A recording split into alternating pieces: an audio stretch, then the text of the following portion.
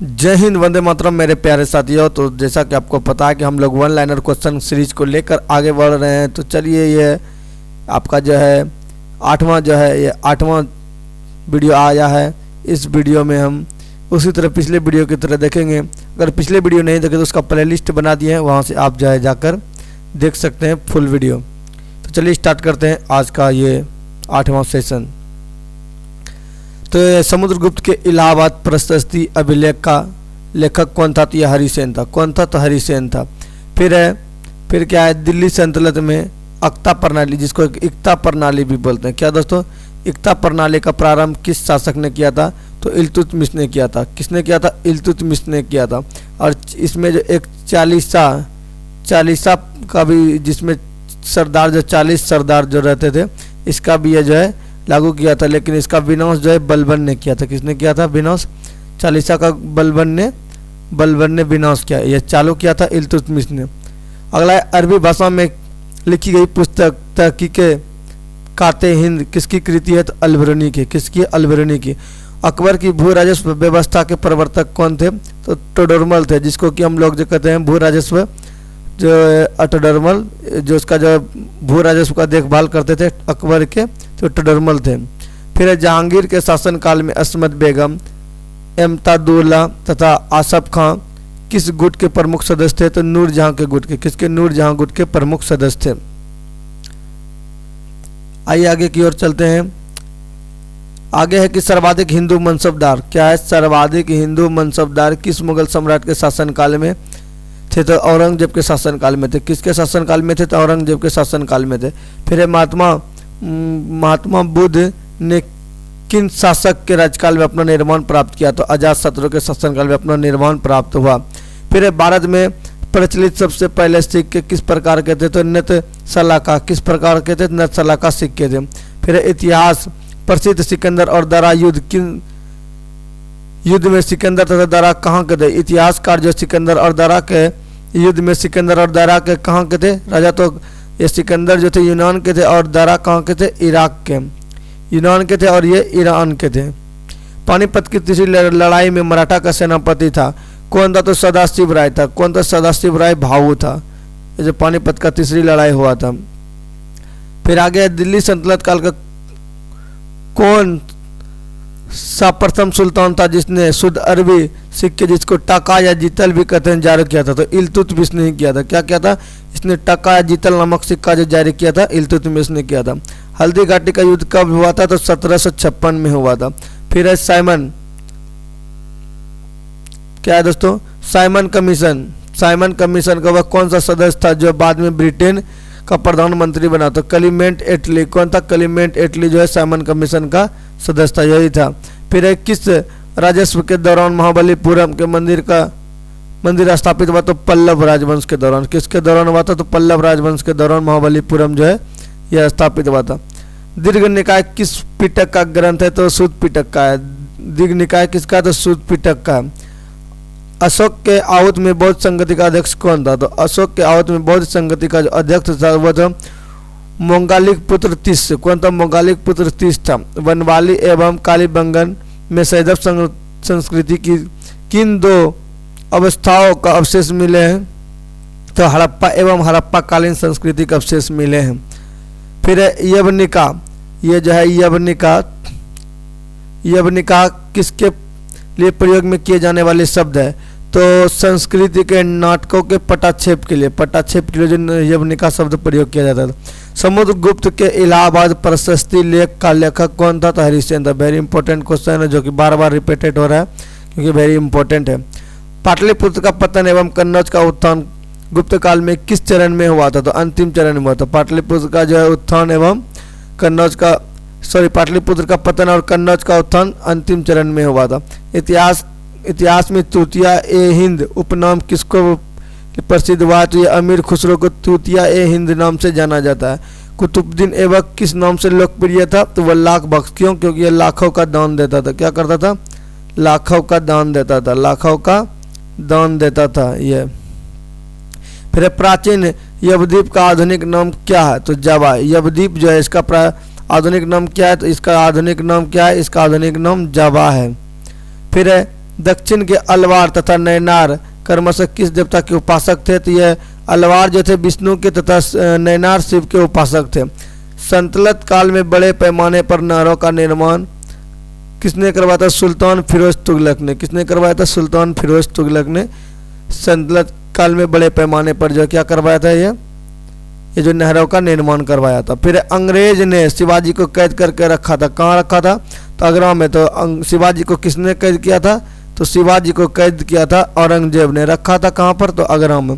फिर ऋग्वेद में किन दो तीर्थंकरों का उल्लेख मिलता है? तो ऋषभ देव और अष्टनेमी का उल्लेख मिलता है। भैरव किस संप्रदाय का प्रमुख आराध्य है? तो कपालिक संप्रदाय का। उसके बाद है संगम कालीन दक्षिण भारत में भगवान श्री कृष्ण की तुलना किस देवता से की गई है? तो मयो देवता से की गई है। किस स्मृति से पता चलता है कि गुप्तकालीन न्याय व्यवस्था में न्यायालय के 4 वर्ग थे? तो नारद स्मृति से। कल्पसूत्र के रचनाकार कौन है? तो भद्रबाहु है।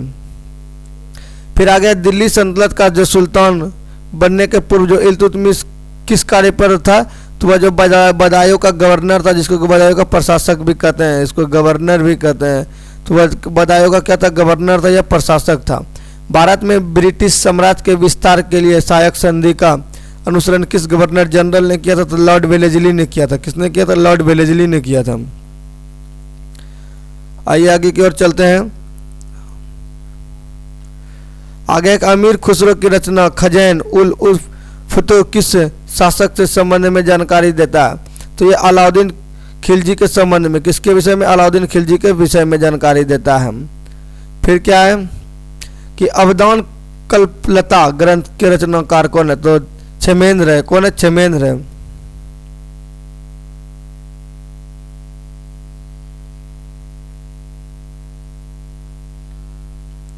प्राचीनतम क्या है? तमिल व्याकरण में लोकाप्पियम किस संगम की रचित पुस्तक है? तो द्वितीय संगम की।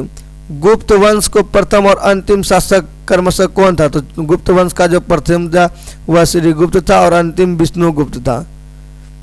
महरौली स्तंभ कहाँ पर स्थित है? महरौली स्तंभ जो है दिल्ली में स्थित है। कहाँ पर है? दिल्ली में स्थित है। हर्षवर्धन किस राजवंश का अंतिम शासक था? तो पुष्यभूति वंश का, जिसको कि वर्धन वंश भी कहते हैं। सिकंदर की मृत्यु किस स्थान पर हुई थी? बेबीलोन में हुई थी। सिकंदर की मृत्यु कहाँ पर हुई थी? बेबीलोन में हुई थी। प्रवरसेन ने 4 अश्वमेध यज्ञ किए थे। वह किस राजवंश का था? तो वह वाकाटक वंश का था। किस वंश का था? तो वाकाटक वंश का। अकबर के शासनकाल में पुनर्गठित केंद्र प्रशासन के तंत्र के अंतर्गत सैनिक का प्रमुख विभाग था? तो मीर बख्शी। कौन था? तो मीर बख्शी था। फिर आगे आता है नचिकेता और यम के बीच जो सुप्रसिद्ध संवाद का उल्लिखित है। किसमें? तो कठोपनिषद में मिलता है। ऋग्वैदिक काल में शासन का प्रधान राजा होता था, जबकि उसकी सहायता करने वाले सर्वाधिक महत्वपूर्ण पदाधिकारी होता था तो वह पुरोहित था। फिर सिंध पर जो मोहम्मद बिन कासिम ने पहली बार आक्रमण किया था वह कब किया था? तो 711 और 712। ये कभी कभी 712 भी दिया रहता है, तो 712 ईस्वी। फिर है क्या? हुमायूं कृति किसकी है? तो गुलबदन बेगम। हुमायूं नामा जो किसकी कृति है? तो गुलबदन बेगम की है। दिल्ली सल्तनत की आधिकारिक भाषा क्या थी? तो फारसी थी। दिल्ली सल्तनत की आधिकारिक भाषा क्या थी? फारसी थी। फिर है पंच सिद्धांतिका वृत्त संहिता और बृहत जातक किसकी रचना है? तो वराहमिहिर की है। छिपरा नदी के किनारे बसा है। छिपरा जो है किनारे बसा है। कौन सा नगर चंद्रगुप्त द्वितीय की पश्चिमी राजधानी थी? तो उज्जैन। फिर सातवाहन वंश का संरक्षिका के रूप में किन 2 महिलाओं ने शासन किया? तो नागनिका और गौतमी। नागनिका और गौतमी ने शासन किया। फिर बौद्ध ग्रंथों में मिनांडर को किस नाग से अभिहित किया गया? तो नागसेन जो है इसे मिलन पदो जिसको बोलते हैं। आगे है गंधार की किस शैली को ग्रीक बौद्ध शैली की संज्ञा दी जाती है? तो ये जो है गंधार शैली को है ग्रीक बौद्ध की संज्ञा दी जाती है।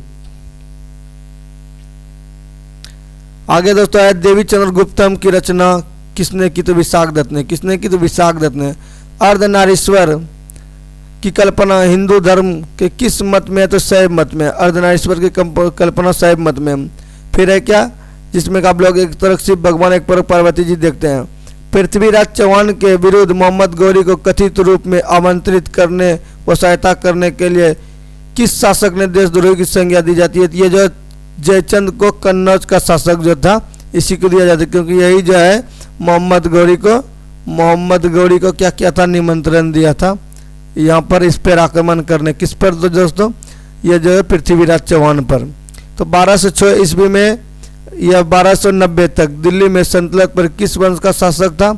तो यह जो था तथाकथित गुलाम वंश का, जिसको कि हम लोग दास वंश भी कहते हैं, दास वंश भी कहते हैं इसको।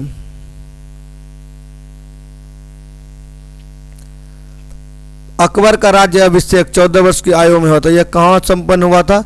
तो यह कलानौर में हुआ था। कहाँ पर संपन्न हुआ? तो कलानौर में हुआ था।